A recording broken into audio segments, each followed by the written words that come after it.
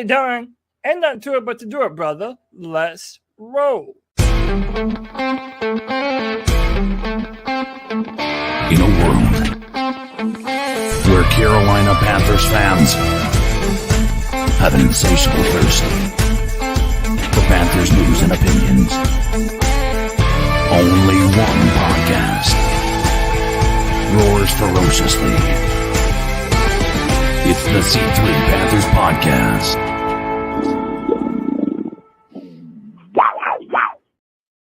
Come on in, Panther fans. Take a seat. Hang out with us on the longest-running Panthers podcast. It's the C3 Panthers Podcast, brought to you by CarolinaCatChronicles.com, where every Tuesday night we chop up the latest Panthers news and opinions from the fan perspective. My name is Tony Dunn, and tonight we're talking about running backs. The Carolina Panthers commit to pounding the rock. Dave Canales has signed a former friend in Rashaad Penny. And what will he do to this running back room with a new rookie? Miles Sanders on the way out. Is there a trade coming? Is Chuba losing his luster? We'll find out about that. We've got Ricky Raines from Cat Crave joining us at 9:30, and we'll be talking about players on the bubble. Each and every week I do it with my wheel man, Cody Lack. What's up, my friend? Tony Dunn, listen, man, it's a Tuesday night. You know there's nowhere I'd rather be on a Tuesday than sitting here with my boys talking Panther football. Tony Dunn, before the draft, you and I had an argument as to when the worst time of the season is. You said it was right around that time. I'm saying it's this one, dude. There's nothing going on. We have to fill a ton of show tonight, but it is always made so effortlessly easy by the joining of the best damn Panther fans in all of YouTube, Tony Dunn. They make it easy. You know them and love them. We got our boy Panther Pickle. What's up? Joey the Blind Panther Escovel. What's up, dude? Brandon Malone. Our boy Anthony in the building. What's up? D0 Skills, the brand ambassador in the building. Daniel Berry Sports Highlights. KG73s. Mossy Man 78 News. Muscles Marinara Paisan. Rare Camera 99. Sideshow. Tim Estes, Niners Podcast, Tony Dunn, and nothing to it but to do it, brother. Let's roll. We take no weeks off, and neither do you if you're listening. The number's 252-228-5098. You can be part of the conversation. What do you think about this new running back signing? A little hammer to go with some of that, or thunder with some of that lightning, maybe. Mm-hmm. You know, maybe a little strong goal line back potentially that could help this team going forward. Who do you think is really going to be on the bubble? Players like Amari Barno. Are these guys going to make this team surviving a third regime? We'd love to hear from you with that, but we need your help in the offseason. Like Cody said, it is the starving time. It's the dying time for this podcast. We're in our 11th year right now. We need you to sub up, subscribe, smash the thumbs up, like, retweet wherever you're at, and welcome in the voice that makes some voice. Code Dizzle Allen, what's up, my friend? Man, just happy to be here talking about the Panthers yet again with nothing to talk about except for a little couple of pieces here. But Cody's 100% right. This is the dead season. This is the best. Like, you really don't have any ability to talk about anything. There's not anything of real note that's going to be taking place over the next few weeks. Really a couple of months, to be honest with you. I know I think we've got a schedule for the off-season program that we can always run down and whatnot, but we're still all waiting for that training camp schedule. And then I think they said they're releasing the schedule for the NFL season in the coming week or two. So that's something to look forward to, I suppose, but still not super not super great to be a podcaster in this time of the season. Yeah, I mean, I guess the only difference is when you get that schedule now, we'll be like, can we win this game? Can we win that game? Can we win this game? And guess what? Is no one knows. No. I did want to mention this, that the Hurricanes are leading right now 3-2, end of the second period. The Hurricanes were beaten in game one by the New York Rangers. Tough draw for the Canes, The number 2 seed in the Eastern Conference draws the number 1 seed, though, in the second round of the playoffs because they're in the same division. That sucks. That sucks when you are the number 2 seed, you win in round 1, and then you got to go play the best team in the league. Stinks. Hockey's got to do something about the way that playoff seeding is done. And speaking of playoff seeding, don't they reseed the NFL playoffs now? To where am I making that up? I think they do. Is like if when like a team, say a wild card team, then that wild card team has to play the worst team has to play the first seed, the best team. I think they reseed the playoffs in NFL now, which if they do, I think that's a great thing. That's why the regular season matters, to get those advantages down the stretch. Right. The number is 252-228-5098. Let's jump into the show, Cody Lack. The Carolina Panthers are committed to pounding the rock. Dave Canales said he would be stubborn about it. And really, to be honest, this isn't surprising to me given his offensive system, which is stretch the field, an Air Coryell type descendant, right? As he comes from a Schottenheimer scheme. Very Mike Shula-esque, if you guys remember. I know you guys aren't going to love, a lot of you weren't fans of Mike Shula, but Mike Shula would run and take deep shots. And that's what Dave Canales did last year, stayed with the run despite some of the struggles early on in the season. And it was nice to have Mike Evans down the field. The Carolina Panthers have signed a running back that Dave Canales has worked with in Rashaad Penny. What's the news on this? Well, Tony, Rashaad Penny is another example of the Panthers bringing in someone who has a history with Dave Canales. The Carolina Panthers made an addition to their running back depth by signing Rashaad Penny, 28-year-old, former first-round pick of the Seattle Seahawks in 2018. The 5'11", 220-pounder spent the last year at Philadelphia, appearing in only 3 games. So that's the knock on him. He's dealt with a lot of injuries. But he ran for 749 yards and 6 touchdowns in 2021 in Seattle with Dave Canales and had 1,951 yards and 13 touchdowns in 45 career games. He's dealt with injuries in the past, including a torn ACL. But get this, he has a 5.6 yards per carry average when he has played. That's ridiculous. He was good, man. Really when he came into the league as a rookie, like they really got him going early. He's a north-south runner, which I like. It works in the NFL. Is that a guy that's just going to hit the hole and go and maybe not make any moves to break the big one, but he's going to hit you at 3 yards and take you 2 more to get to that 5-yard average. Yeah, I actually have some clips of our boy. Let's get demonetized. Here we go. No, this is not. They don't hit us for the NFL on 22. I was thinking about this is when we have the NFL draft party. Have they licensed? You know how they license the word Super Bowl, right? So you can't, like, if you're a bar, you can't have a Super Bowl party. You have to have like the big game party. All right, let's see. Yeah. This is Rashaad Penny.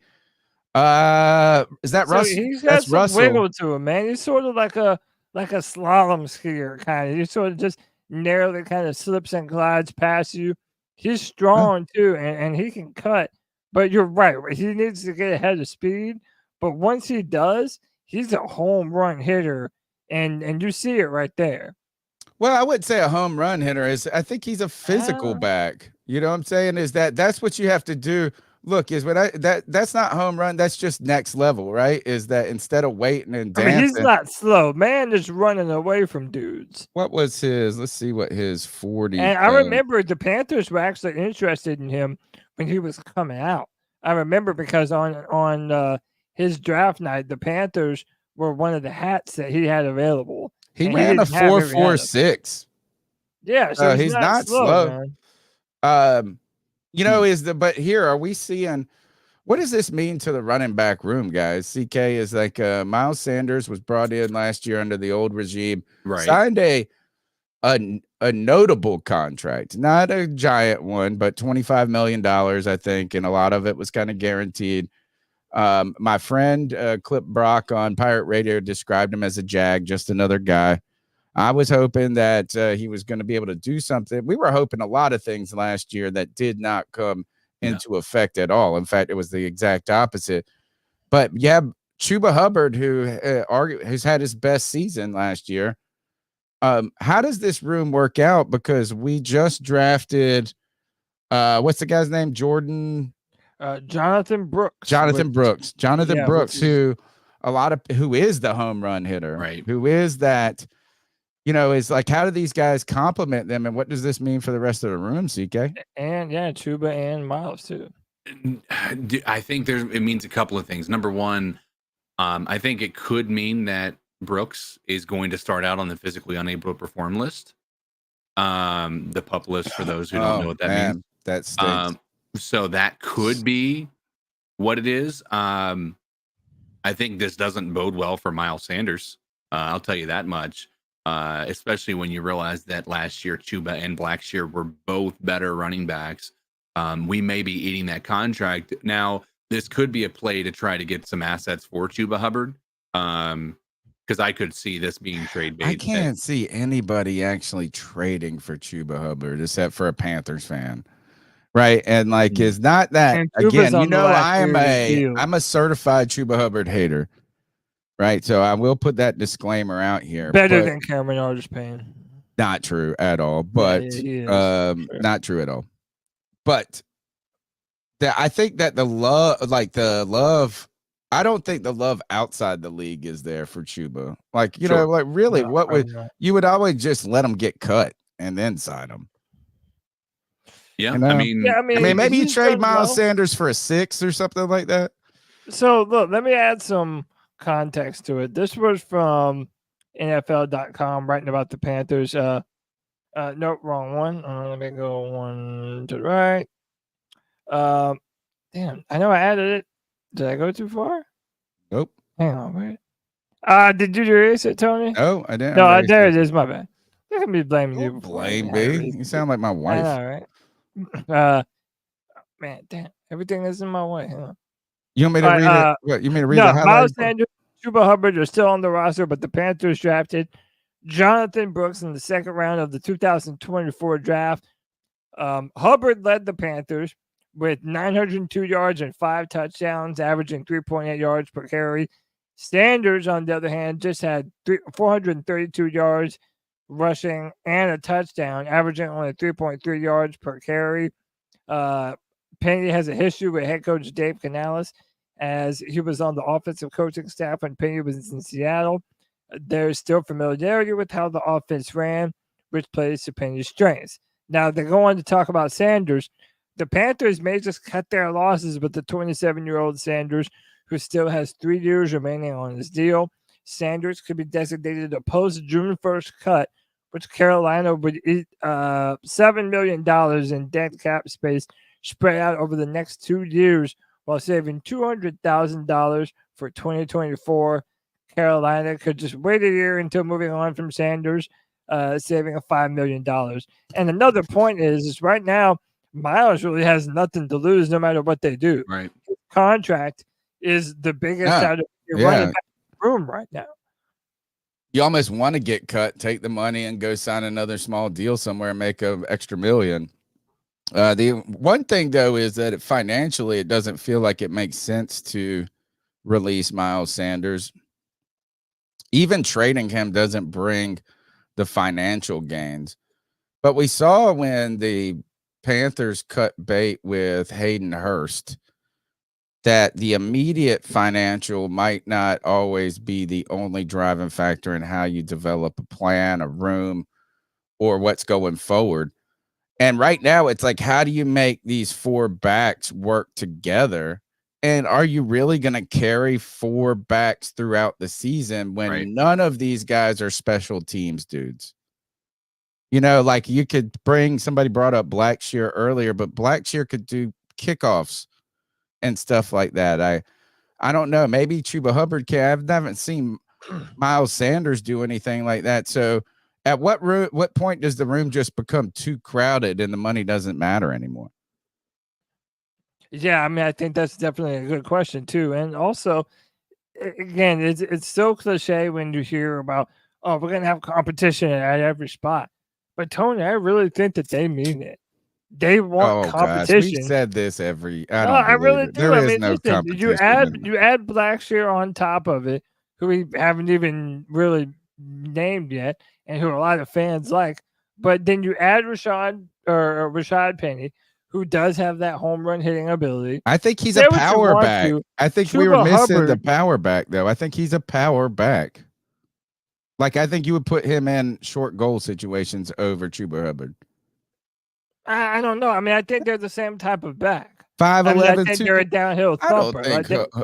Yeah, they're the same like type of running back. And by the way, I think Chuba is also shiftier than he gets credit for.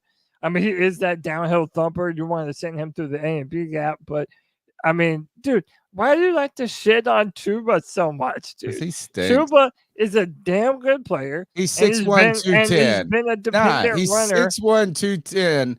That is Rashaad Penny's 2 inches shorter and 10 pounds heavier. Yeah. I feel like Chuba's kind of lean. You know what I'm saying? I'm not putting Chuba Hubbard in a goal line situation. In fact, we saw this last year, I feel like, and putting these guys in the goal line situation couldn't do anything. And everybody was like, we need Dante. We need Dante for this. Dante Foreman. I think Penny is the third down back. Less the running back position and more the O-line not being whatever. I mean, look, his Hubbard had his best year last year. I can't deny that. Right? He had 902 yards and 5 touchdowns on a terrible team.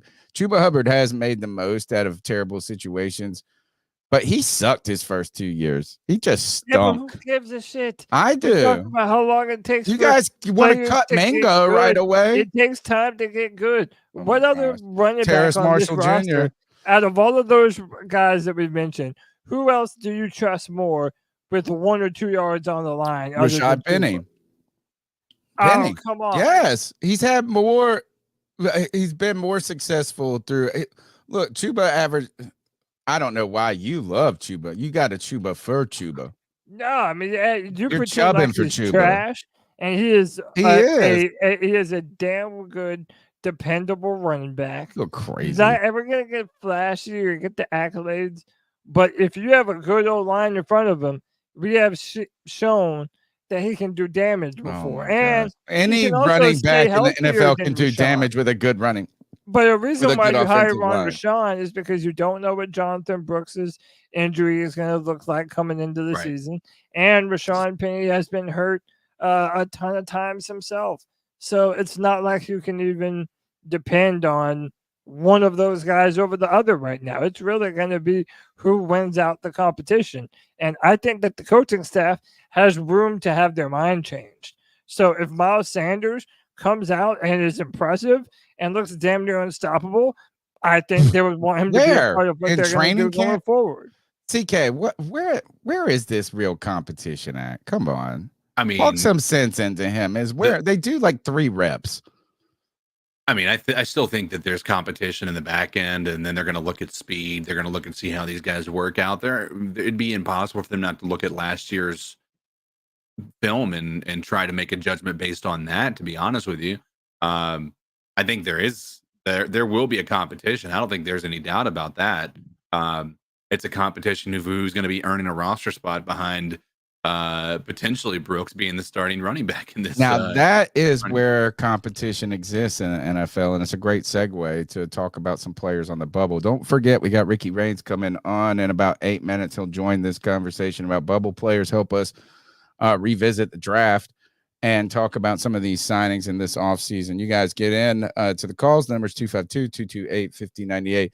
Speaking of, this is the only place that competition actually exists, Cody, is on the bubble. I'm sorry. The competition is not real in the NFL. the contracts and the starters, there's about 35 to 40 players that are making the team right now. There's no dispute. They could trip acid and come to damn training camp, and they're still making the team. It's those last 13 spots, 10 spots that the true bubble exists. That is where competition exists. And so let's talk about that bubble here. We might as well start with the running back group as we're talking about it. Is Blackshear on the roster? Yes. Okay, so you've got what? We've got Chuba Hubbard, we've got Rashaad Penny, we've got Miles Sanders, we've got Blackshear. Out of those guys, who's more on the bubble? Chuba or Miles Sanders? And maybe is Rashaad Penny on the bubble? I mean, I think it's not unheard of to sign a guy to a one-year deal and then cut him right away. To me, doesn't guarantee that. Exactly. Oh, he's a lot to make the roster because he played with Canales before, or whatever it is, you know. I think he's a complimentary back though to like what you have is a duplication of skills. Like you have undersized back in Miles Sanders, kind of like a pass catching in my mind. Maybe he hasn't been great in his career at those things, but kind of what I would call like a scat back. You've got Chuba who can't catch worth shit and isn't just dominantly big or anything. So he's just a regular running back. I think Penny complements the new player. So who's on the bubble more so, CK? Rashaad Penny, Miles Sanders, or Chuba Hubbard? I still think it's Miles Sanders. Yeah, I feel so too. I mean, people are going to say that he's got to stick around because of his contract, but the way I look at it is if he's not, we're already paying him. So regardless of whether he's on the team or not, I would rather have the better running back and not keep him let a running back go that's a better option. But the money is a problem, though. It's a problem, but it's already the problem. Rare Gamer 99 says this. He says Miles is 27, Chuba's 24. Does that matter? It does, but the problem is Chuba's in a contract year, right? And what that means is he's not going to be a Carolina Panther next year. This is his final season as a Carolina Panther. And I would be willing to bet money on it right now, but that's the thing is that you're right yes, Chuba is younger. He is better right now, but you have money invested in Miles Sanders and you don't have a future in Chuba. And it comes down to how many seats are in the room, Cody, right? I mean, we're talking about the bubble. We're playing musical chairs. And if there's 5 running backs, so we got Jonathan Brooks, we've got Blackshear, we've got Chuba, we've got Rashaad. We have 5 backs. So shout out to Panther Pickle. He showed me this website that lets you build your own 53-man roster. Oh, nice. Yeah, it's awesome. So Chuba Hubbard, Miles Sanders, Raheem Blackshear right now. They haven't yet added Rashaad Penny, but Jonathan Brooks is also on this list. DJ Chark did you see DJ Chark? Which I didn't know he went to LSU. You see he signed with your boy? Who? Justin Herbert. He's a Charger. Oh, yeah. I thought this was a rude ass tweet, but I laughed at it. They said now they're treating Justin Herbert like a black quarterback, giving him DJ Chark. I was like, that's fucked up. He's Justin Herbert's about to get the Cam Newton treatment. I kind of feel like Josh Allen is too, to be honest. And they just drafted him another big slow FSU. All right, so who would be? Let's go through you, Cody, and then CK. Who you keeping in the running back room? I mean, I'm keeping 4 running backs, one of them being a kick returner, and that is going to be Brooks, Chuba, Blackshear,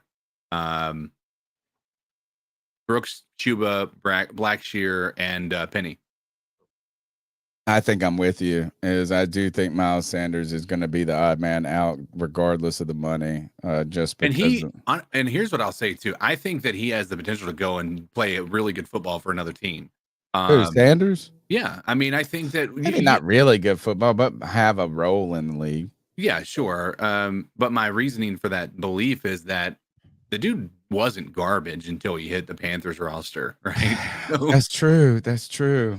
So I mean, I'm not prepared to write the dude off just simply because of a bad season that was littered with horrible play across the board from our team.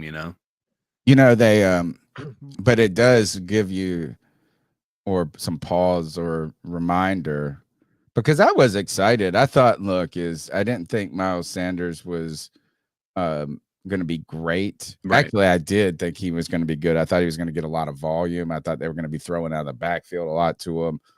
I thought he was going to be a cool sleeper mid-round pick in fantasy, which I've learned that my Panther bias always destroys any fantasy hopes. Like, I'm to the point where I'm never looking at a Panther player again in fantasy football. But but the criticism coming out, or when we signed him in the beginning, was that he came from the best offensive line in the league, right? And you had Jalen Hurts running the ball. So it's one of those guys. To me, maybe he is just another guy. Maybe he is who I say.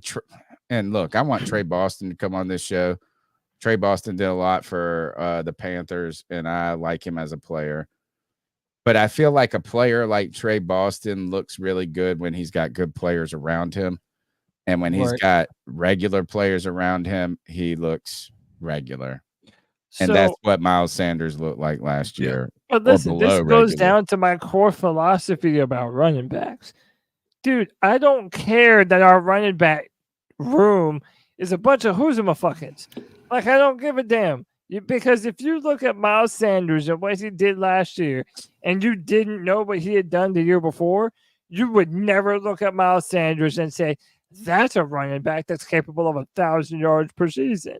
It's all about the O-line, baby. Well, it's not all about it. Look, Christian McCaffrey. Christian McCaffrey would look. Christian McCaffrey would make a average O-line look better. No, too many. He did. He would make more out of nothing. That the offensive line, if they're able to get going and make lanes, dude, you don't have to have that helps a lot. An early drafted running back. You can get by with the undrafted free agents that can be 1,000-yard rushers and break records in the playoffs, like the 49ers running back seemingly do every single year.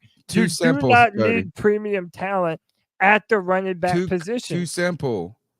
No, and look, you're right when you're talking about regular players, but there are true stars. There are true transcendent players. Sure. But you don't need them. So you can't just say, these guys, there are game changers, and they can be at the running back position.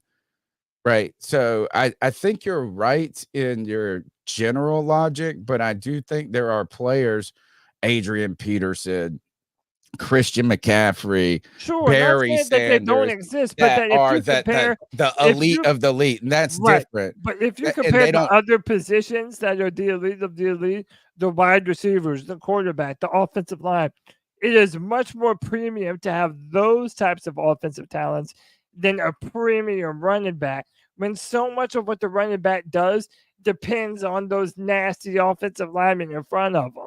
So if you have a good old line, I agree with CK. It's not plausible, or it is plausible that Sanders goes behind a good old line and is able to do some things. That's why I do bought the idea that maybe Miles Sanders might be able to impress some people this year. Given that he has a new offensive line in front of him. And yes, they are going to have some time to evaluate them during training camp.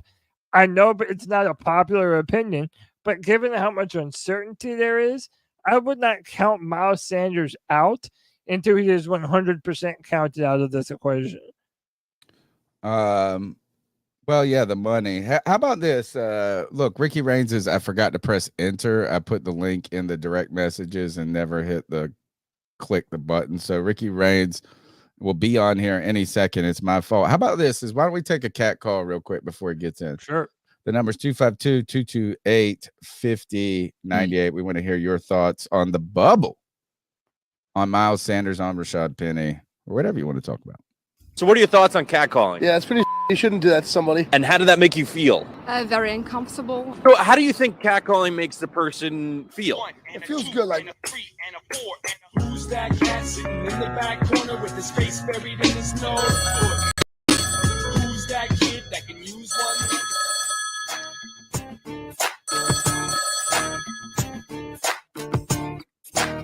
Yo, what's up, C3? It's Anthony from Charlotte. What Hope up, Ant? you guys are having a good Tuesday.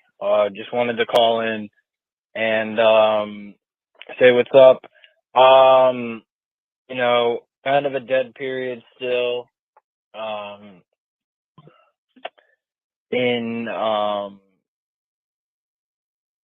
you know, the league really for the Panthers. Rashaad Penny was signed. Whatever, kind of an insurance guy. The only takeaway I've really come away from this offseason, besides trying to better Bryce Young's position to give himself real success, is that I don't think Dave Canales is a liar. I don't think he's a hypocrite or anything like that, or he's impulsive. That was the one thing I hated the most about Matt Rule. Frank Reich was honest. He was just honest, like, in not giving a fuck. He was just like, yeah, like, I know if ran the ball that may be the better thing, but no, that's not what I want to do. But like, I think Dave Canales is going to be right in the approach of like, hey, I'm going to be committed to running the ball this year, but if it doesn't work, then we're going to adjust. But running the ball, most times it works. You just got to commit to it by not, you know, giving up on it after like 4 run plays if you're only getting like 8 yards in those 4 run plays, stuff like that. But like, I think like the one thing is, again, like he's just honest. So I don't think we're going to be bullshitted by him at all. Right. This whole running back conundrum, like, guys, I think Jonathan, obviously I wouldn't have taken a running back there, and people are still arguing about it. The only way this pick really works is if Jonathan Brooks turns into like a top 7 running back. Like if he's like top 5, top 7 by the end of his second season, or if we see like really good flashes after his first year, then okay, yeah, it's going to be a home run pick. But otherwise, no, he needs to be good. And it's not necessarily his fault. It's just that where he was taken, and you got to think it's like, okay, well, if you took this running back so high, why are you signing all these other running backs? Is this going to be a whole committee thing? I assume Miles Sanders is going to be out. I just think that they need to give him the rock if this pick's going to really work out, y'all, because there were just so many other like base positions in need that we needed, like our best player available at like cornerback, edge, linebacker.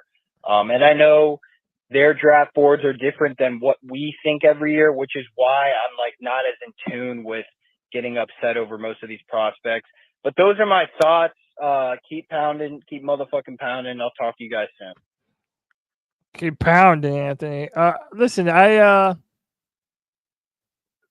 like I kind of alluded to earlier, to me, none of the running back moves have done anything other than say we want competition. So by the way, the super chat, Kev says Cody is a power back. Yes, Diddy. Fuck you, Kev. Appreciate you. But I love. Isn't there one? We missed one from earlier, I believe, too. No, we didn't. It didn't save it. I thought I saw one. Okay.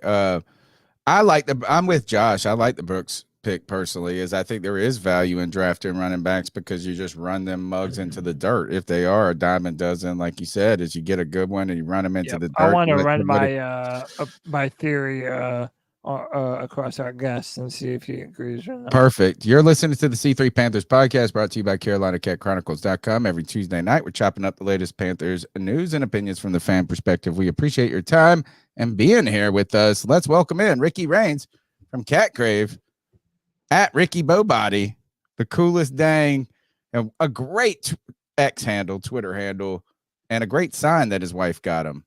Good. Appreciate it, man. What's up, fellas? How y'all doing? We are bored. Bored? Really? Yeah, With man. all the commotion? I mean, this is. I mean, all yeah, right, if we're actually, talking about hip-hop beef. let's ask him the question. What is the deadest time in the NFL? Yeah, For right me, now. it's right now. He's there right now. He's on my side right now. It's when did I say it undisputed. was? It was like right when free agency. Yeah, no, you were And like, it then was in like, between free agency and the draft. yeah, in between free agency and the draft. And that's But a no, pretty at significant. least at that point, you could look forward to the draft. Yeah. Now we're just, dude, we're waiting for OTAs. Yeah, like we're getting excited because the rookies are going to show up on Friday, right? And Yeah, like that doesn't yeah. really mean much either. But I think they're both significant lulls, and we had the mock drafts to kind of pass our time, right, during the pre-draft period. Right I now, hate it's just a sort of mock like, hey, draft. let's just see what happens. I know, hate a man. mock draft. I know you did. God. I was guilty as charged. I Let did me those ask, things like how 2 many times a week. mock drafts did you do? Well, for me too, though, man, I did my big board. So I did a lot of pre-draft work for the draft in general, not just for the Panthers. So I was kind of getting a feel for the layout and what I thought was some realistic scenarios. I probably did 50 mock drafts in All that right. pre-draft period. In those mock drafts, 50. Yeah. Did you get any picks right other than Xavier Leggett? No, I don't think I did. I had Jonathan. Well, actually, I take that back, man. I had Jonathan Brooks, and I actually was taking Jonathan Brooks at 39 at one point when smoke started to really pop up about Jonathan Brooks. And by the way, he was also my 39th ranked overall prospect on my top 150. Nice. So like I was higher on him, I think, than a lot of people were. I think that ACL injury really took away from the overall evaluation and what people might have thought of him coming out. But no, man, as far as like the Trevin Wallace pick, hell no, that wasn't on my radar. He was my number 100 overall prospect. So I don't think it was like a egregious pull to take him in the 3rd round, but there were other prospects on there that I probably would have personally sided for. We've been talking about the running back room since we signed Rashaad Penny. So we'll start with this as this signing happened today. How do you see, look, we know there's a connection. And look, this is the nepotism of the NFL is real, right? Is like from coaching staffs to players. Yeah. That, I mean, even Dan Morgan trading with Buffalo and Brandon Bean and some different things. Now you heard that New England was in the mix. I don't think they want to trade with their own division, but they did trade with the Chiefs. So the nepotism, the relationships matter. Dave Canales has some history with Rashaad Penny. How do you see him as an addition to this room? And what we were talking about is who's on the bubble in this room. There's 5 running backs. I mean, somebody's got to, I mean, obviously we'll be talking about this for months, but how do you see this working out? I mean, for me, man, I didn't look at it as like he's going to come in and compete for running back 2 or anything like that. Okay. Jonathan Brooks is the future. They've invested a 2nd round pick in Jonathan Brooks. Agreed. They have high plans for him. I think he's RB1, to be honest. If he's healthy, I think he 100% is. I think that what they do here is with Chuba in his final year of his contract, I think you run him into the dirt, as you guys were just saying. Get as much as you can out of that, right? Squeeze that lemon, get every drop of juice out of it. Make the best lemonade you can this year.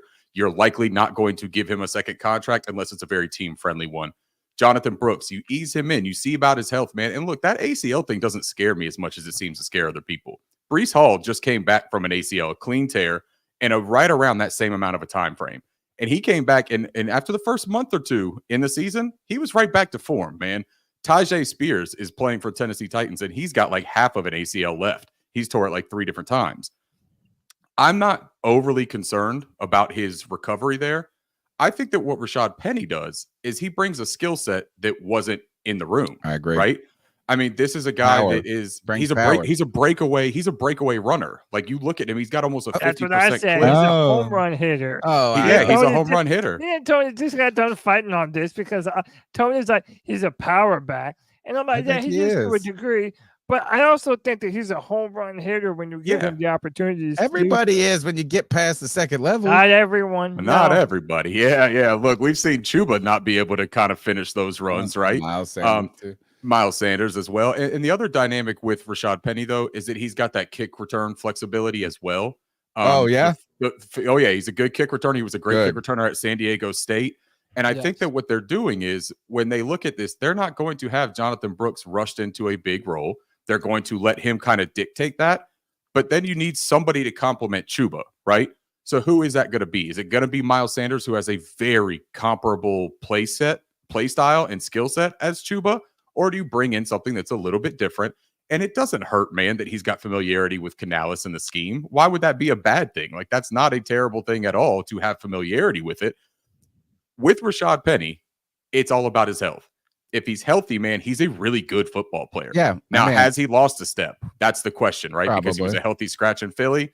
Philly also does weird shit, man. Like, Nick Sirianni loves Kenneth Gainwell. He put Kenneth Gainwell as running back 2 to start the season and got rid of Sanders. Maybe they could have brought him back for a team-friendly deal if the Panthers hadn't went and thrown a bag at him, right? So there's just context to it all. I see this as a competition between Sanders, Penny, Blackshear. There's like 3 other guys. The Sheridan kid, the undrafted free agent that we have, I still think that he's going to make a little bit of noise in camp. I think that it's like 5 people competing for running back 3 and running back 4, and you're not going to keep Miles Sanders on the practice squad. So if he's the odd man out, you're looking for an audition to trade him and get anything back or a post-June 1st cut to relieve a little bit of that dead cap money. Yeah, Ricky, and listen, I just sort of said my philosophy on the running back position. Listen, it's great if you have a transcendent running back talent, right? Yeah. Who doesn't way to want put a Derrick caveat Henry, in there now, a Derrick buddy. Henry or a Christian McCaffrey. But the point that I always make is that it's so overrated compared to the elite talent at other offensive positions, specifically, obviously, quarterback, but wide receiver and O-line especially. If you looked at Miles Sanders last year and you had never seen anything about him before, you would have never thought that that guy would have ever had a 1,000-yard rushing season in his life, but he did behind that really good Philadelphia O-line. Yeah. To me, this running back room is perfect because if our O-line is as upgraded as we hope it is with that new offensive interior, to me, you can't tell me that 1 or 2 of these running backs in this room We're going 1 and 15 can't now. really be explosive if we get this O-line kind of back where it should be. Do you agree with those sentiments more? My man said this is perfect. Shut up. It is. Yeah, who do you Terrible. need? What other running back do you need to make the Carolina Panthers a good run team, Tony? Ricky, the question is for you, but I think it is even more nuanced than just only a good offensive line. As part of the running game comes from the make me ability sound to more pass harsh, the ball Tony. too. Yeah. Because they are Perfect. overrated. Say perfect. You know what? I'm jaded. I ain't saying shit is perfect in Carolina, but Ricky, address this question. Well, so I won't say the P word. I wouldn't call it perfect, right? Because I think that, Tony, I think that you just made a pretty fair point that ties into what you're talking about, Cody. There's a marriage with the offense. You can't have a terrific run game without at least the viable threat of an efficient passing game. So with all of these things, the emphasis on the offensive line is terrific as far as optimism for both of those prospects, passing and running the football. We should improve in both. Not to mention the offensive scheme will not be Frank Reich's offensive scheme or Thomas Brown and Frank Reich's weird little baby of a scheme, right? This should be something that is a cohesive, aligned format of running an offense. So with that in mind, I do think that you can see a way better performance from this running back room, even if Miles Sanders stays, man. And like, look, I was pretty vocal about, I thought that Rashaad Penny could open the door for Miles Sanders to be a afterthought here in Carolina. I think it's true, but because I think that Canales has been really transparent, man, about like, I'm not going to keep somebody just because you guys signed him last year or paid him a lot of money. He's going to evaluate the roster for the best players. And if Rashaad Penny is healthy, Rashaad Penny has been just as good of a running back as Miles Sanders in his career with a lesser offensive line. That's a fact, right? Yes.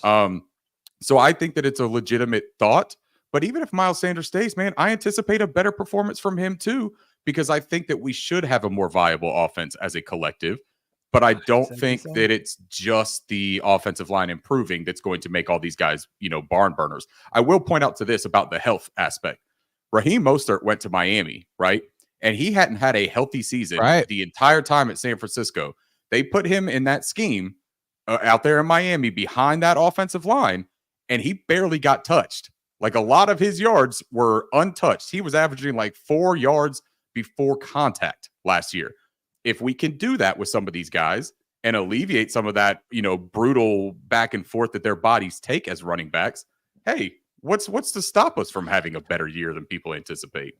Well, look, is that it's easy to have a better year than you anticipate when you don't anticipate anything. When you And anticipate, that- yeah, that's and that fair, is man. where I'm gonna stay at, and it's all we're playing with house money at this point for me. Yeah. And that was largely how not only was the Panthers season just so epically terrible last Mhm. year, but part of it was the excitement that we generated. And to be honest, the media, the Charlotte media, the team, they didn't stray from it either. They were feet. And I remember Bill Voth came out, and he's no longer with the team, and he said something like, you got to be cautious about how much you're fanning the flames of optimism with all of this new stuff. Cody, how about this? Let's take one more call, or another call, should I say, and then pick the next position group that we're going to dissect for who is on the bubble. Because, and then we'll have to ask Ricky at some point, is there any competition in the NFL beyond the last 10 spots on a roster? I don't think there is. It is, you're competing from 45 to 53 on the roster. And other than that, the guys are entrenched. Let's take another call. The number's 252-228-5098. Cody, I'm counting on you to pick the next position group. Gotcha. Yo, what's up, my C3 family? D, Sanford, North Carolina. D? Shout out to the great Tony Dunn, to the homie Cody Lack, to Cold Dizzle CK, to Muslims Marinara, that effing guy, and to shut the hell up, Panther Pickle, D's, Cole, JJ, Jake, the whole family. Love every single one of you. I'm totally ecstatic that we're going to pound the ball. Getting these backs in here, get as many fresh legs and running, it can only do but help Bryce and make Bryce better and make Bryce efficient. So having them guys load up on the box because they can't stop the run, and then we hit that play action over the top, or hit some little short passes here and there, dink and dunk it, hand it right back off. Ball control, keep our defense off the field as much as we possibly can. Sound like a recipe for some W's, family. And that's what we're here for, this team of dogs that we got assembled here. These dogs is about to bite, and I smell it. We're going to have a great year. Like I said, I love every single one of y'all. I'm so thoroughly ecstatic to get to all the other festivities that we get to training camp. Hopefully we have a big C3 reunion. Hey, love every single one of y'all. Keep pounding. Keep pounding. We're definitely going to have to talk about that C3 get-together, man. That's going to be too fun. But listen, let's go back to the Panthers roster. We've sort of been predicting who is going to be the guys that are on the bubble. We predicted for running back that Blackshear probably on the bubble in that scenario. Ricky, real quick, do you have a bubble player for the running back room that you see potentially? No, because I have no idea. Out, really? Man, I don't have any idea what they intend to do with that position, though, to be completely honest. I don't know how many they plan to carry on the 53, and I think that plays a really big part in it, because I think you only stash one or two on the practice squad, right? Yeah. So you got five that you're choosing between. So it's really hard right now to pick a bubble for the running back spot. But I will say that the punt return and the kick return option becomes really interesting when you draft Xavier Legette, who that may be a immediate area where he can contribute, and that takes away from Raheem Blackshear's value. You know what I mean? So does he become dispensable at that point? I think it's very dependent on Jonathan Brooks' health, though. Yeah, no, that's a great point. Health is really the story for a few of these guys. Brooks, Penny, absolutely. Even Sanders wasn't too healthy most of the time last year. Correct. So let's go to the wide receiver position.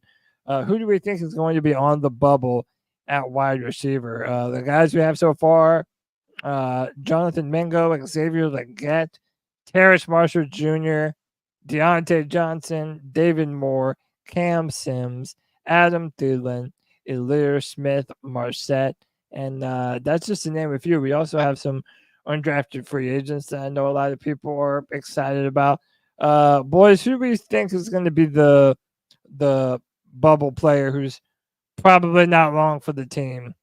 How is it not Terrace Marshall Jr.? Yeah. I mean, how is it not? is he's made the roster. He's never made any impact on the team outside of a few plays when Steve Wilkes was the coach. We saw him last year at training camp, just like off. He kind of reminds me, he's like the wide receiver version of CJ Henderson. Is like he doesn't talk with anybody on the sidelines. All of the hope we had last year and all the opportunity. CK, who's on the bubble here? He said a bunch of names too after Terrace Marshall Jr. I don't know any of them. Yeah, like Cam Sims and those guys. Yeah, who are these people? I mean, it's signed late last year. It's anybody not named Mingo, Xavier, Johnson. Those guys and Thielen, right? So anybody not named those three. Amir Smith, I think he's going to be a make it I think he's going to be a surprise candidate over. Well, he's our special teams guy. Well, I think he was even when you look at this, we brought Deontay Johnson on because he was considered the best separator in the league last year, or really his entire time in the NFL. It's always been his hands that are the biggest issue. But when you think about Amir Smith-Morset, when you look at his analytics from last year, he was actually an incredibly efficient separator. It's just he wasn't getting as many opportunities. 3 plays. That's why I think that he will get the opportunities under Canales. Ricky is, obviously we're going to look. Deontay Johnson, starter. He's already said they told him he was going to be the X. Right. Xavier Leggett, number 1 draft pick this year, traded up. Obviously, Thielen. It seems like unless they trade him or something like that, they've got a role for him. Mingo, you can't throw the baby out with the bathwater just yet. 4, I think it's Amir Marcel. But the last time, Ricky, I've got a spreadsheet somewhere about we usually only keep 5 or 6 wide receivers. Right. 6 is a high number. Of wideouts, and the only time I think we had 7 on the roster was when Steve Smith got hurt back in 2008, 9, somewhere in there. Remember, he broke his forearm or his leg in the preseason game or some shit. Right. But there's at the max, there's 6 players. We've got Johnson, we've got Leggett, we've got Thielen, we've got Mingo, we've got whatever his name is. Amir Smith-Marset. Yeah. Yep. Who is else in this team who could make it? So you bring up an interesting point with Thielen, just about the slim possibility that he gets moved, right? I don't foresee that happening because I think that stability at the wide receiver position is still going to be necessary for Bryce Young in year 2. Right. Taking away something that he's very comfortable with, that he's had production with, seems a little bit counterintuitive to me. But if they get an offer for anything reasonable, right? If somebody wants to give a 3rd rounder or something like that for Adam Thielen, you move off of it would you take a 5th for him?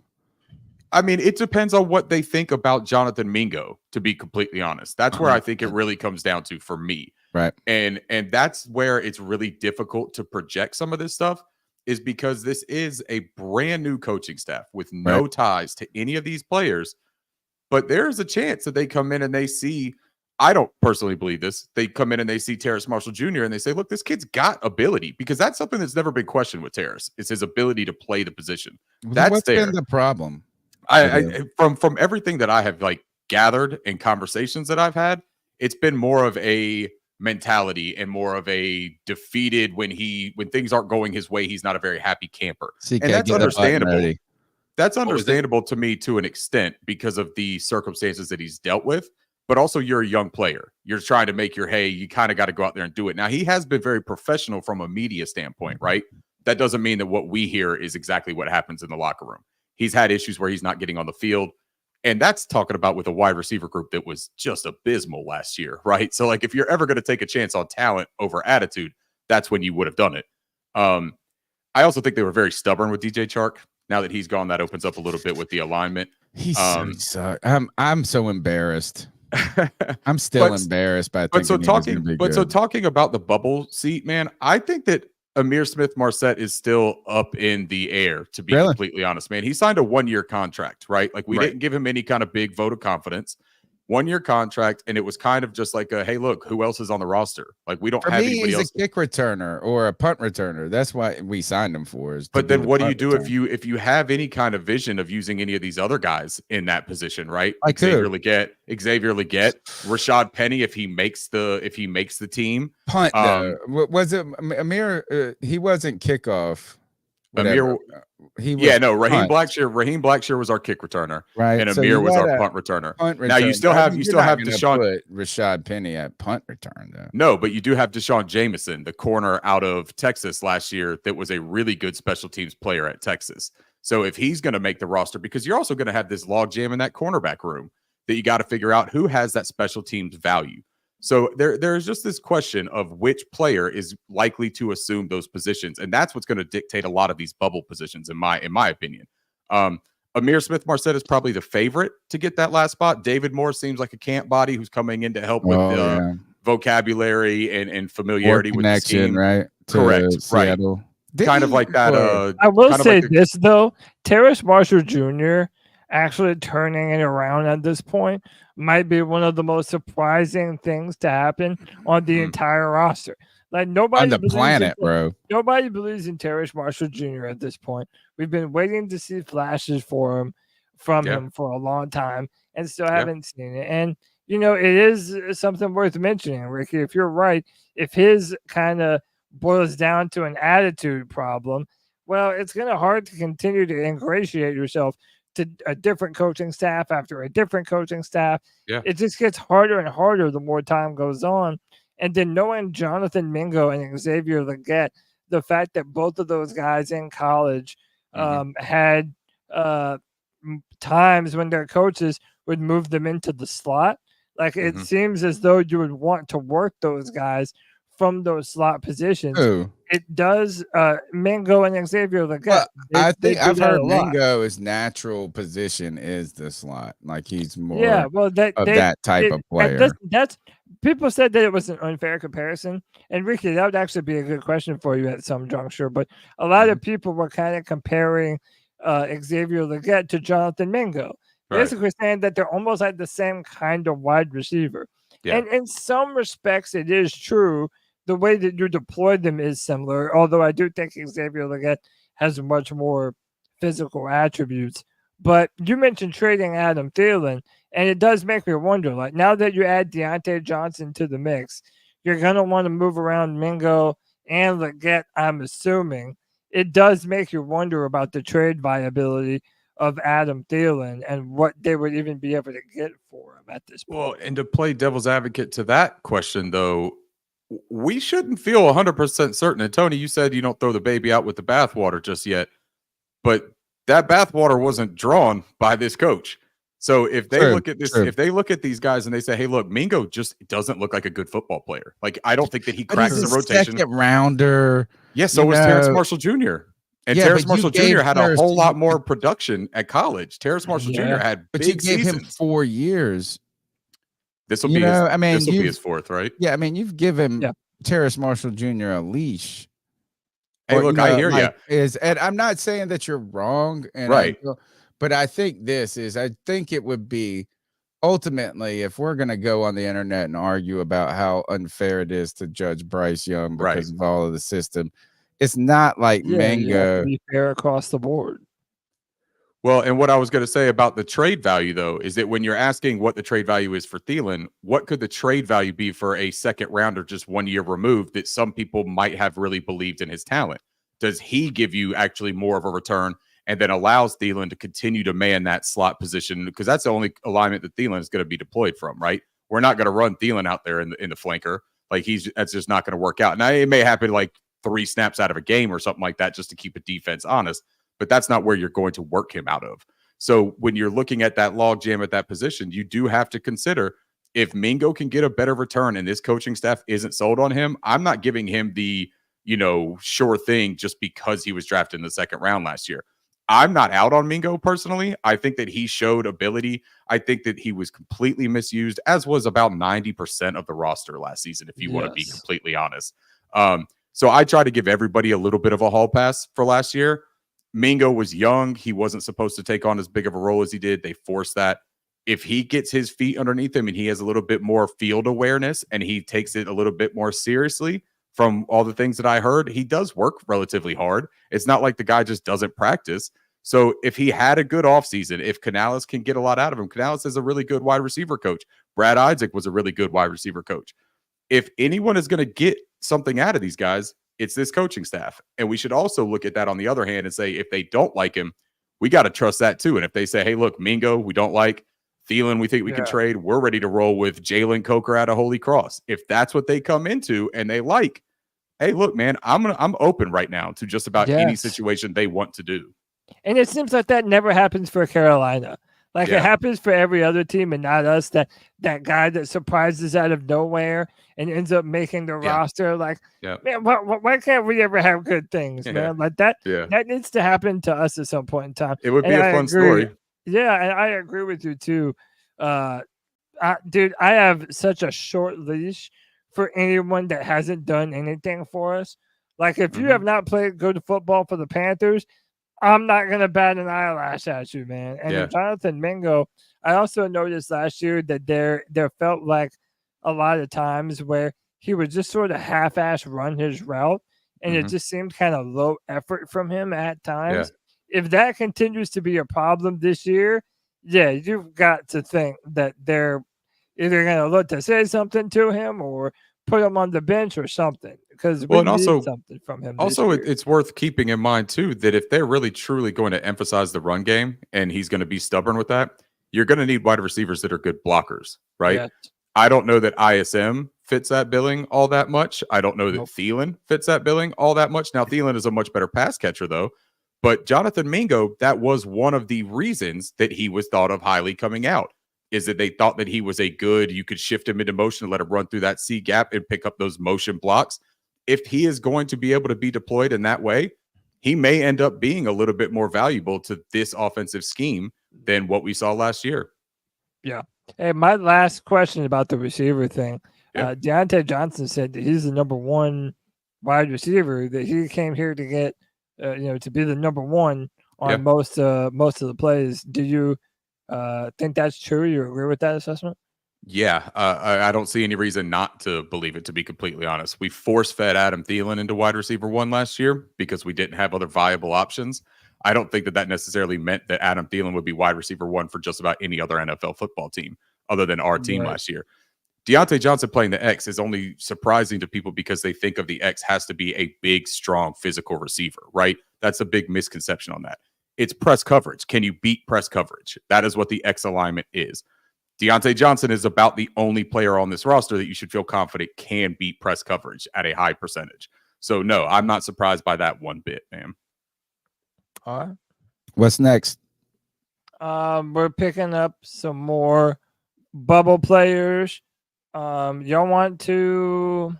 What other position? Tony, I picked the last one. What other position you want? Well, let's go to the easy one, tight end room. Yep. Tight end. What you get is you get Tommy Tremble, you get Ian Thomas, who is the player who won't go away. Yeah. I'm still upset that Ian Thomas turned out to be a terrible player because, like, his rookie season, he came out and was a pass catching tight end, and he has been he just below expectations. Totally, I wouldn't call him terrible because they wouldn't bring him back if he. I don't know. He's not doing anyone. He's not making any new Panther fans. Let's say. And then we got a rookie, right? We got the rookie from Texas. So all the tight ends listed here, we have Tommy Tremble, Stephen Sullivan, Chris Pierce Jr., Ian Thomas, Jordan Matthews, and the newly drafted Jatavion Sanders. Yeah. I'll let you guys comment on this because I think Tommy Tremble has potential still as a player. I don't think he's been bad. I think he's just been on a bad team. And Ian Thomas is just fat now to me. I hate to say that because but do you carry all of these guys? Do you carry four tight ends? Usually I think we carry three tight ends. Ian Thomas was here when Ron Rivera was here. That's funny to think of. I really don't even know who's on the bubble. I'm just hoping that we're able to get a Tommy Tremble, Jatavion Sanders, 2 tight end sets this year. Like, that's what I'm really hoping that we're able to do. Yeah. The rest is just a bunch of who cares to me. Agreed. I think that Tom, unfortunately, Ian Thomas, I think, is our best run blocking tight end. And based on the draft profiles I've seen on Jatavion Sanders, he's not going to be coming in and fill that role. No, he won't. I would even argue that Tommy Tremble is our better blocker at this point in their careers as well. I think that when you look at the way Ian might be a better inline blocker, but he's a little bit slow, man. Like his reaction is slow. We saw him get beat a couple times last year as an inline blocker that he just did not have wherewithal, man. Like he was just a second delayed, and you just can't be that. You know what I mean? Now he's got the longer arms, and I think that's where he kind of has that recovery physical ability. But Tommy Tremble, man, I love him a lot as a lead blocker. He played that H-back role at Notre Dame. Very similar kind of to like George Kittle deployment out of that backfield, where he could kind of be that fullback. He could shift and motion back into that H-back. He can line up in the slot.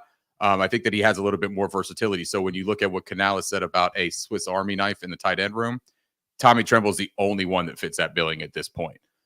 So for me, he would be the de facto tight end 1 coming into the season. I'm with you, Cody, that I would love to see some 12 personnel run with Jatavion Sanders and Tommy Tremble out there. Yes. The problem you run into there is exactly what we were just talking about. Jatavion is not a good blocker, man. Like, he's just not. And I know that a lot of fans want to overlook that and say, well, he's not brought in here to do that. He's brought in as a pass-catching weapon. I agree, because that's about the only redeemable thing that you saw on his majority of his tape. Sometimes he can make a play as a lead blocker in open space, but he's not super nimble, man. Like as a lateral mover, that's not his thing. As a pass catcher, he's gonna bust the seams. He's gonna be able to execute on slip screens and quick pass concepts like that.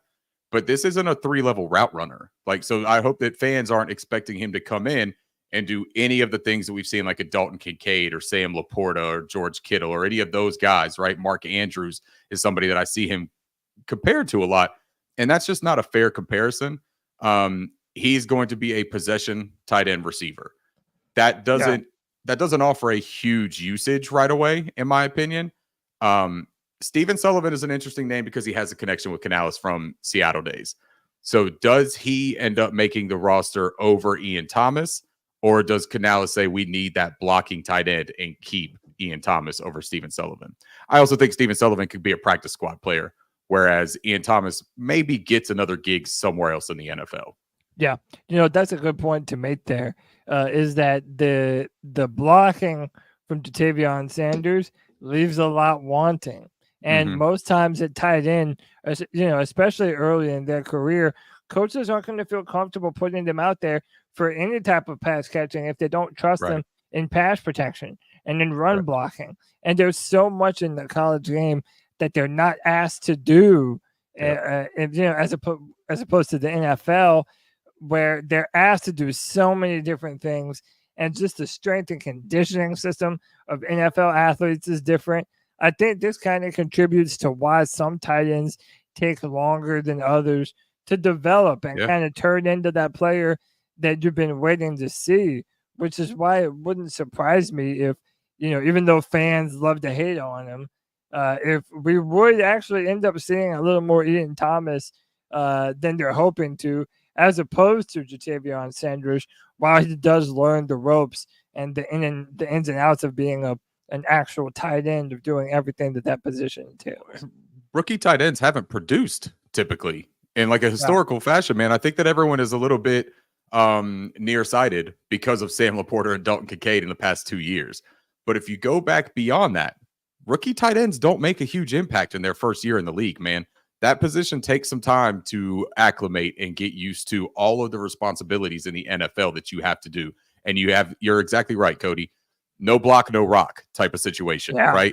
If you are a liability out there, you're tipping the hand to the defense that when you're out there, you're a pass catcher. You're not a blocker. So that's going to remove that side of the field as a running assignment, right? Right. So if that's the case, they're not going to use you a lot. They will use you in obvious situations because you have a commodity to you. But you're not going to stay multiple by putting Jatavion Sanders out there for 80% of the snaps. Correct. Yeah. All right. What's next? Let's go. Let's go to the defense. Let's go to the cornerbacks in the secondary because that's a tough one, man. I mean, and then we'll go defensive line, and that's probably about all we got to really talk about when it comes to the bubble at knowing at this point. Yep. So, which position you wanna do first? Let's start with the corners. We've got J.C. Horn on his 5th-year option. We have Troy Hill, who's played well, who is familiar with Giro or Evero. And we drafted a rookie corner, but I couldn't tell you any other corners on the team. I know we signed some guy that people they say his name and they're like Dane Jackson. Yeah. What's his name again, CK? Dane Jackson. Yeah. Isn't that his name? Yeah. And those are all the names I know in the secondary group, which is wild. DiCaprio Boodle, or as that sounds cool because I remember his name Newton would call him DiCaprio Booty. Isn't that what Dave Newton called him? Yeah. Hey, Lamar Jackson's on our team. That's cool. Yeah, that's right. I'll tell you, man. I think that they really like DiCaprio Boodle. If you read between the lines, man, I think that this staff is high on DiCaprio Boodle and Dane Jackson. And that doesn't make fans feel warm and fuzzy. I understand that sentiment, but they made a pretty conscious decision to not take a corner that has, Show Smith-Wade does have a lot of experience as a boundary corner. That's what he played primarily at Washington State, the rookie that we took in the 5th round. But he's 5'9", 184 pounds with short arms. So the prospects of him playing boundary in the NFL are a little bit muddy to me. I don't necessarily see that being the smartest thing. He picked up nickel really fast at the Senior Bowl, but now you got this logjam at nickel, right? So, like, what do you do there? Because you got Troy Hill. You just drafted Jamie Robinson last year. I guess he could project more as a safety. But then you got Deshaun Jameson, who they seem to be pretty high on last year as well. It's going to be really interesting to see what happens. But DiCaprio Boodle and Dane Jackson, man, I think they got some serious support within the building. Do you think it's inevitable that we sign Stephon Gilmore? Because I feel like Panther fans have kind of convinced themselves that this is inevitable, that this is going to happen. But I just don't take anything for granted.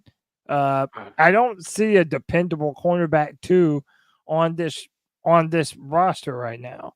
Like, we have J.C. Horn, and again, J.C. has a well-documented history with the injuries now. We're hoping to see a full healthy season from him. But God, like, who's on the other side of him?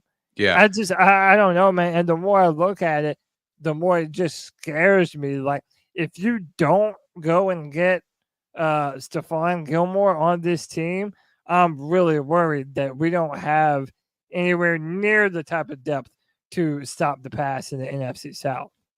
I don't think it's as much of an inevitability as so many fans think it is. I think that it's probable that they make a move in the cornerback room. Now, whether that's on the waiver wire after the 1st or 2nd round of cuts that Dan Morgan has said that he'll be aggressive with, or if that's on a secondary player like an Adoree Jackson or something like that that's still out there at free agency. The concern with Stephon Gilmore is, does he want more money than what we should be allocating to that cornerback 2 position? But Cody, you bring up a point about J.C. Horn that I think you should touch on, and that's that if J.C. is really more consistent about missing games than he is about playing them, you have to have somebody you feel comfortable that can slide into cornerback 1 and then a contingency plan at cornerback 2. That's where I think the Dane Jackson and DiCaprio Boodle dynamic happens, because I think that they like Dane Jackson as cornerback 2. I think that if you were to see J.C. Horn get injured, I think they keep Dane at corner 2 and they slide DiCaprio over to that cornerback 1 position and they let them both man that. Wow. I also really think they like DiCaprio. Like, they really favor. I think they really like him, man. And hey, to be completely fair, man, if you go back and watch the opportunities that he did have last season, he did not play bad, man. He outplayed CJ Henderson, in my opinion, last year on the opportunities that he had. And they were relatively high on CJ. Whether that was right or wrong, I'm not trying to argue that point. If they were high on him and DiCaprio just looked like a better player when he was on the field, I honestly could see them having a decent amount of faith, and they want to see what they do in Evero's system this year before they invest any more money into that position for a serious player. Yeah. What's it going to look like at safety? Jammy. It's not Jamie. It's Jammy. Nah, I know he calls it Jamie, but look at how it's spelled. That's Jammy. Well, let's see. We got Fuller, right? We picked up Fuller in the offseason. Right. That's a pretty good acquisition, I think. Is it? A lot of Rams. Is that the guy from the Rams? Yeah. A lot of people, Rams fans, talk junk about him. I think the thing about him is that he's got an aggressive ball hawking play style. And that's something that is different than what we had last year. Now, some of that is Von Bell's injuries last season. I don't think that he was able to play the way that he maybe would have played in a perfect scenario in a vacuum. But I think that for the style that Evero likes to play in disguising coverages and bringing his safeties downhill to blitz, because he doesn't send a lot of pressure from the linebacker position, right? Like we saw last year, we saw Brian Burns drop into coverage a lot more than we had ever seen before. He does a lot of disguising on the back end of his coverage. That's where I think a guy like Jordan Fuller, he's going to make a little bit of his hay as well.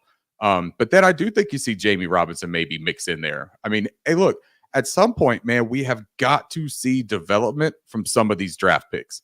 And that's going to be the real like kicker for this team on offense and defense is who develops and how far have they gotten in that one offseason working with EJ or with his offensive staff. Yeah. Well said.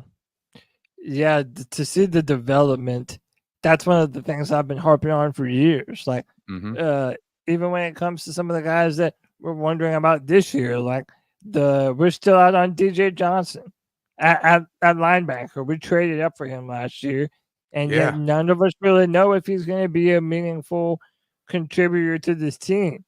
Like, someone has to eventually start impressing that we've drafted. I think the DJ Johnson thing is something fans got to like open their minds to a little bit, man, because look, they signed DJ Wanham. I don't think that their like anticipation is that DJ Wanham comes in here and amasses 9 sacks like he did last year in Minnesota. That was a huge benefit to that Brian Flores system of creating chaos. Evero is not that same system. DJ Wanham was a cleanup hitter. You know what I mean? Like he took advantage of being in the right place and effort a lot. He didn't win a lot one-on-one. Jadeveon Clowney did, but that was also in Mike McDonald's Baltimore defense with a lot of talent around him and moving pieces that were also playing big parts of that. So I think that DJ Johnson, man, his development is a huge aspect of what this defense is going to be able to do. If he can come out and at least provide that edge setting that they drafted him to be able to do, maybe they can conjure up a little bit more of the secondary blitzing and making pressure. But if he comes out, man, and he's lost again, I wouldn't be surprised if he's a casualty before the 53-man roster is set as well. Yeah. Cody, let's take one more call and we'll continue with this conversation. And I see we can wrap things up soon, too. Okay. Yeah, we got to stop with this. Miles Sanders is not a good, or not Miles Sanders. He's not a good running back either. But Rashaad Penny's not a good running back, bro. Like, you're excited about this? This is what you're excited about? Come on, man. You guys got to stop, dude. You got to stop with this. You got to stop with this, bro. It's Chuba and it's the kid, Brooks. That's it. You got to stop, bro. We got to stop this. But it's just not going to be just two running crazy backs. now, bro. We sound like fucking. I think Penny fits nicely, though, into the group. Terrible, dude. Especially if you're not counting on him for all the time. You know what I'm saying? If he is. That's what I was going to say. Who's actually excited about it, though? Like, has anyone actually said, like, oh, man, we just got Rashaad Penny. That's a game changer. Or have people said, hey, that makes sense. I'd like to see him force Miles Sanders to win the job. Like, that's how there's probably been a few. Ricky, actually. Yeah, there might have been. You're right, man. There's probably a couple of fans here that have been like, oh, man, that we might make the playoffs with Rashaad Penny. Oh, no. But there's always fans that get excited about moves, I'm right? excited that he just fits in the room in a way that could make sense. I showed a guy that you're not going to make the number, you know what I mean? The former first-round draft pick. Dude, he was drafted. Not going to be, you don't have to count on him being the everyday back. Yeah. You know, is like, I do think he would be a decent, I don't think this is a terrible sign. He was drafted before the likes of Nick Chubb and Sony Michel that year after they dominated the SEC at Georgia. That was the same year? That was the same No year. And way. he was the only second. There was only 2 running backs chosen in the first round of that draft, and it was Saquon Barkley and Rashaad Penny. Is Sony Michelle what ruined Bill Belichick as a I GM? didn't even realize that until you said that is true. Because Well, and so- went in 2018. It was Right, the first pick of right. the second round to the Browns. And if you look at, man, and I posted these stats the other day, you look at the career breakaway running percentage for the guys that are looking at competing for that job, right? Chuba, Miles Sanders, and Penny. Chuba's like a career 21.5% breakaway runner. Miles Sanders is a career 28.3, but last year he was 21.5 here in Carolina. So that's a relatively similar skill set, like we were talking about. Like they are not home run hitters. Rashaad Penny is 49.7% of his career rushes have gone for 15 yards or more. He is a breakaway runner. He has some crazy numbers. And if he's only going to get 50 touches, 75 touches, all you need is 7 of them to go for touchdowns or for 30 yards. Saying, and Tony makes fun of me for this, but this is why I say to me, this running back room is perfect because we don't have the bell cow. We have a bunch of guys that have different skill sets that can be complementary of one another. And if our O-line does its job, I'm happy with any of these guys being able to eat behind our line, even Sanders. Yeah. I think Jonathan Brooks is a bell cow. I think that once he's healthy, I think he's a 3-down back. He's a terrific pass. He's a terrific pass protector. To be yeah. that, Yeah. You know? He's terrific at pass protection. He's got the best hands of anybody in the room immediately. The minute that he puts his cleats on and puts a processed blue jersey on for practice, he's immediately your best receiving threat out of the back and your best pass protector. He also has a lot more wiggle and vision. He may not have the breakaway speed. I look at him almost as a poor man's Edgerrin James, to be honest. Okay. He can do a lot of the things that Edgerrin James did. He just doesn't have the 4.39 speed that Edgerrin James had. But you look at contact balance, you look at vision, you look at the ability to take a screen past 70 yards. Even if it's not for a touchdown, he will make 4 or 5 guys miss and get the most yardage that he can. That's a very similar play style, in my opinion, just not the elite version that Edgerrin James was. Edgerrin James wasn't all. That's the one of the last all-around backs. Not last, but you know what I'm saying, is a guy that's out there every down. And look, you look at the statistical comparison between Jonathan Brooks and Bijan Robinson. It's pretty remarkable too, man. So we know G-Baby has let us know. In fact, that is the question: is if Brooks wouldn't have had that injury, would he have been a first rounder? Yeah, you know, it's possible, man. So, all right, what else you want to talk about, Cody? I got some whatever. Sorry. Hey, you really are dejected, aren't you? Nah, my personal life is falling apart, but it's not. But what else are we gonna talk about? I mean, dude, other than running back, really nothing. We were doing some more bubble players. I don't know. Is that, I mean, forget position. Is there any other bubble player that comes to mind? How about Barno? Let's talk about like guys like Barno. Yeah. There's a couple of more guys. Iko Leota, like the guy that popped up as an undrafted free agent last season. Like, where did those everybody guys fit really in? raved about him in the offseason last year. I'm a big Iku fan. I saw him in training camp. I saw him. I watched a lot of his Auburn tape. I watched some of his stuff at where's he, Kansas State before he transferred. I mean, he's a good ball player. He's got serious chops. It's just, you know, a developmental thing again. Well, how about this? Here's a question. Who are we expecting more from this year? Caleb Von Chason or Amari Barno? Man, that's a filthy question, Cody. Yeah, if you look up the numbers for Caleb Von Chason, he has not been very impressive. So he hasn't been a bit impressive, bro.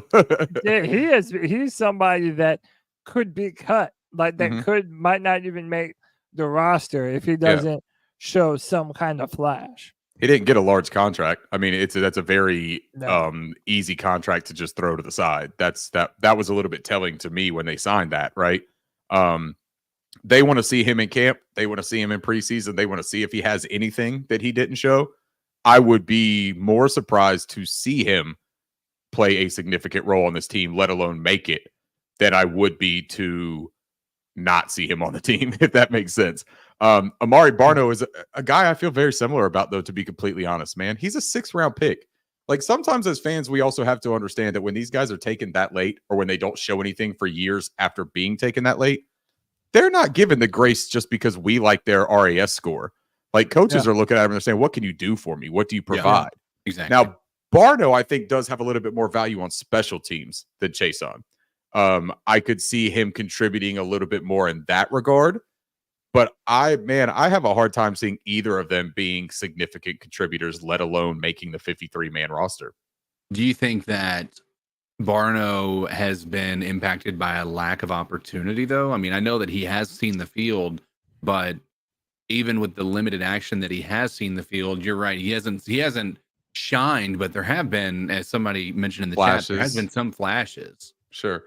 Well, my argument to that always is, and it's a good question, man. I think it's totally fair, right, to wonder about, like, is it a lack of opportunity or is it a lack of production?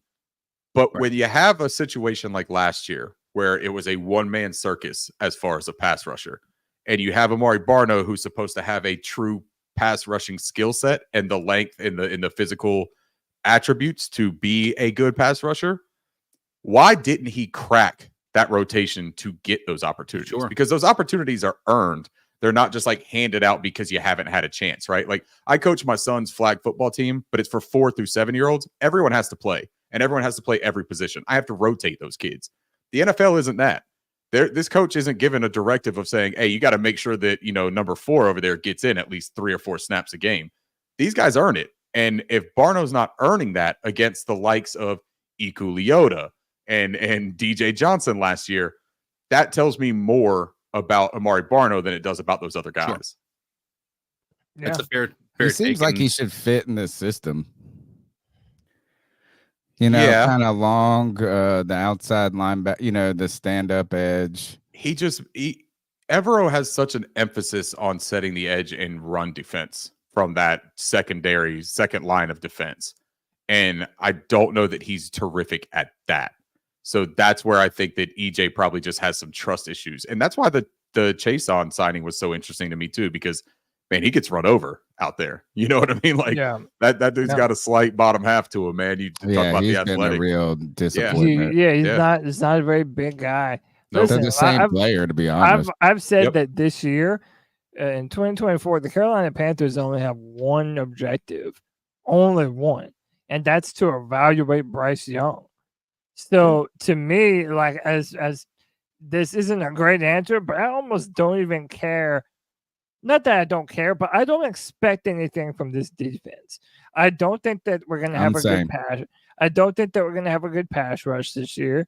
I like the Jadeveon Clowney signing, but I also see the fact that he's leaving the Baltimore Ravens, who have one of the better D lines in all of football. So I don't think he's going to be the same Jadeveon Clowney. I agree with you. I don't know what DJ Wonnum is really going to be like here in Carolina.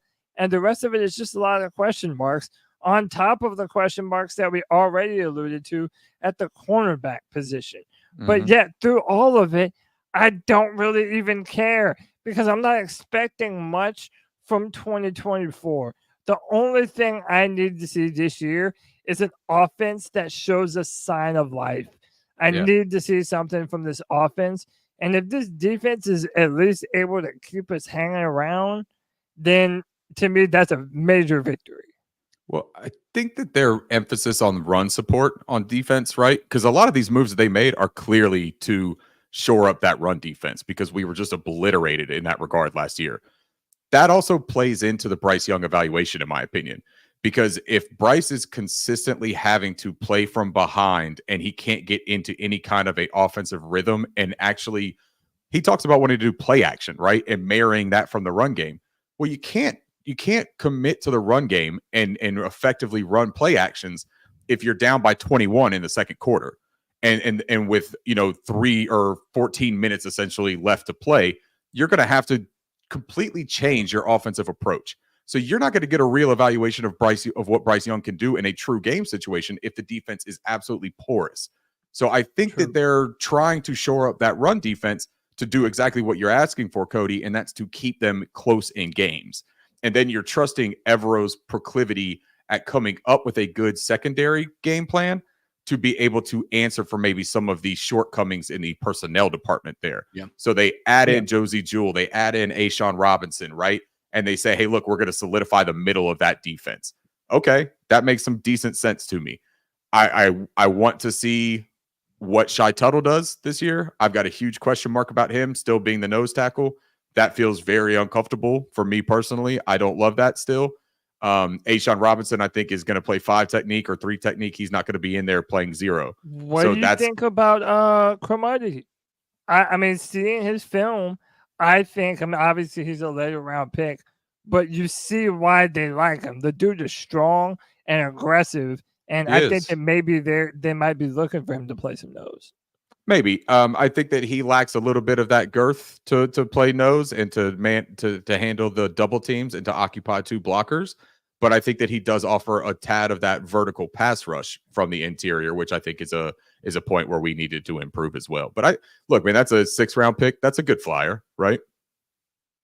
Yeah. I mean, that's pretty much what I'm saying, man. Want to give a quick update. The Carolina Hurricanes and New York Rangers are in overtime. Oh, damn. Tied up 3-3 right now. Man, the Canes really need to not go back home down 2 games. Yep. Cody. Yeah, man. Sorry, I got some crap that I got to deal with, but so whatever. Like, we got to do some ice up picks. I think we've taken all the calls. Ricky, I'm sorry. Well, thank you, for coming on and hanging out. Number 1. No worries, man. 2, this is actually the first time we haven't made you stay till your eyelids just fell asleep on their own. We do one final segment, and so you can think about this as we do it. It's our homage to Steve Smith, where we tell someone to ice up, toughen up, to get it together. Okay. Anyone is fair game. This is where we can go outside of football or stay in football. Ooh.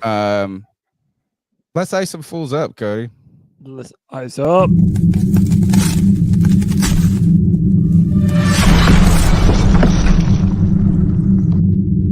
Ice up, son. Ice up.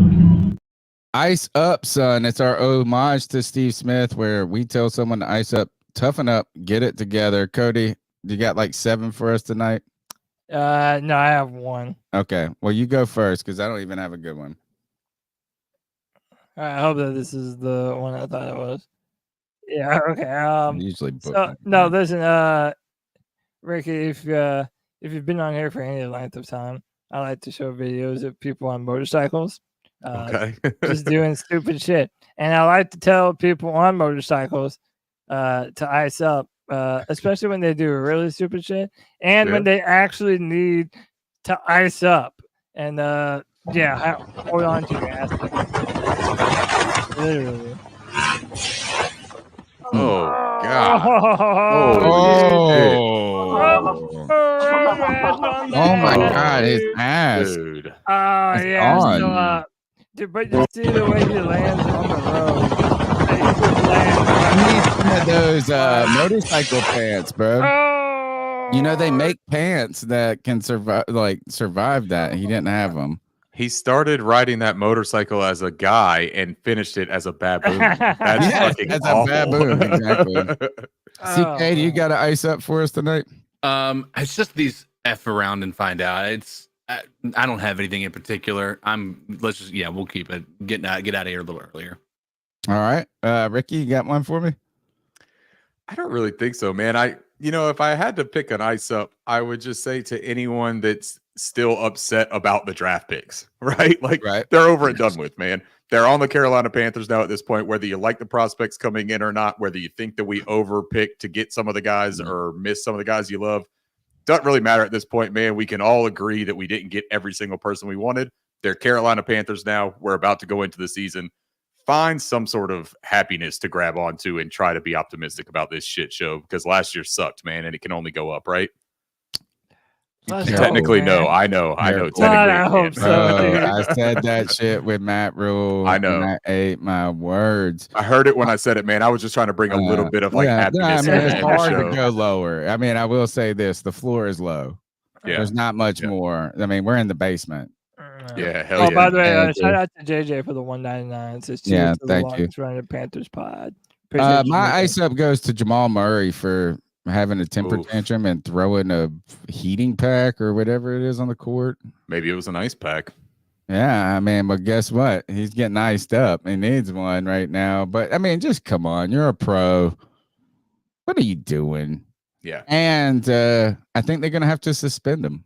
I think they got to do something. And I don't They like hit the him with- NBA a lot. I don't care a lot about it. The NBA playoffs are the worst playoffs in all of sports. Hockey is the best out of all of them. Football is king. Basketball, man, they're going to be playing basketball for another 2 months still, it feels like. You know, they only hit him with a $100,000 fine. No suspension. That's it? They didn't Yeah. suspend him? That's cool. All right. So that's my ice up. All right. You're listening to the C3. Nobody iced up Drake. Maybe we should ice up Drake. Oh, well, you can have it. I don't know enough about these kids. Dude, these iced days. up to everybody that's like, oh, now they're going too far. Dude, everybody's been wanting this beef for a better part of a Bro, decade. they used to shoot people in the 90s. Yeah, but like, what the fuck did you think was gonna happen in a hip hop beef? Like, there was never gonna be shit friendly about it. Yeah. Now they realize they don't want it once they see what it actually starts to look like. So it could be in hypocrites. Dude, in the 90s, people actually killed people over beefs. This is Dude, and then can I just say, as a hip hop fan, this has been a fucking crazy weekend, dude. Like every single night, there's a brand new diss track coming out, and that's I'm a awesome. Kendrick Well, Lamar super fan, so it's like this has been fucking. So They big Not break Like for Us you. is an all-time bop. Okay, that shit is my fucking jam, bro. My middle daughter looks like me. She's the Italian baby out of the family. But she's the one that likes, and she's 13. She's the one that likes hip hop the most, I would say, right? And so I was asking her about this stuff. And you know, her and her friends have been talking about it or whatever. And I said, all right, let's listen, because I'm old, man. I mean, I still listen to the same rap I listened to in 2000. Oh yeah. I mean, I was listening to Redman today, I think. Hell yeah. There you But go. I said, all right, let's just play. Like, I don't know Drake songs. Like, I just don't know modern music. I mean, I know the J. Cole song I know came out in 2012 with Royal, whatever is like lame ass, you know, the Fool Me Once. Oh, with Trey songs or something like that. The Can't Get Enough. Shame probably. on me. Yeah. Fool me. Yeah. No, fool me once, shame on you. Fool me twice, fool me. It got the George Bush clip in there. No role models. Yeah, Yeah. no role models. That's Yeah. 12 years old. That's like Yeah. the song I know by J. Cole. But I said, Okay, all right, you're we're an old riding man home now. from school, and the girls, they just they love to be like, let me take over the spot, you know, the phone. As soon as they get in, they're like, let me hook it up. And I said, all right, let's listen to some Drake songs on the way home. I don't know anything about it. And then let's listen to some Kendrick Lamar songs. Not the beefs, just songs. Sure. And I gotta say, is Kendrick Lamar, I was totally he's a bro, rapper. he's a He was real- a He's a rapper. rapper. He's Yeah. an More than all-time the lyricist, bro. Pop R&B artist. guy. Like Drake. Yeah. Yeah. So I was just, it's just look, ice up to y'all. If you think that's a real beef, bro, look at what Tupac and Biggie did over Little Kim. I think it was Little Kim. All right. That's the C3 Panthers podcast brought to you by CarolinaCatChronicles.com. Ricky, tell them where they can find your podcast and your work, please. Thank you so much for your time tonight. Thank you for having me on, man. I feel bad. You know, the last time that I came on, Cody, I think you ended up being sick or something like that. You didn't feel well. Now, Tony, you got to get out of Dodge. No, like, no. am I like a bad luck charm? Like, you guys are going to No, second we're guess having me actually, on here. Look, our podcast is still an hour and 40 minutes. Yeah, that's still pretty We're solid, acting right? like it. It's like it's short. You can find my podcast. It's called The Bo Body Show at any of the streaming sites that you would go to, Apple, YouTube, anything like that. If you hit a like and a subscribe, man, that goes a long way. I'm terrible at endorsing my own show. So I know. You got to self-promote. Yeah, you got to sell it, man. And I'm just not a salesman. You can also check out my articles for Cat Crave. I put out a couple of things there every month, and follow me on Twitter or X at Ricky Bo Body. And anytime that I'm on C3, man, make sure you check it out. It's a great show. I always appreciate you fellas asking me to come on, man. Thank We you. appreciate Cody having Lack, you. will you take us out of here? Yes, sir. C3 Panther Nation, the longest running Panthers podcast on the internet, because they're not like us. Keep pound.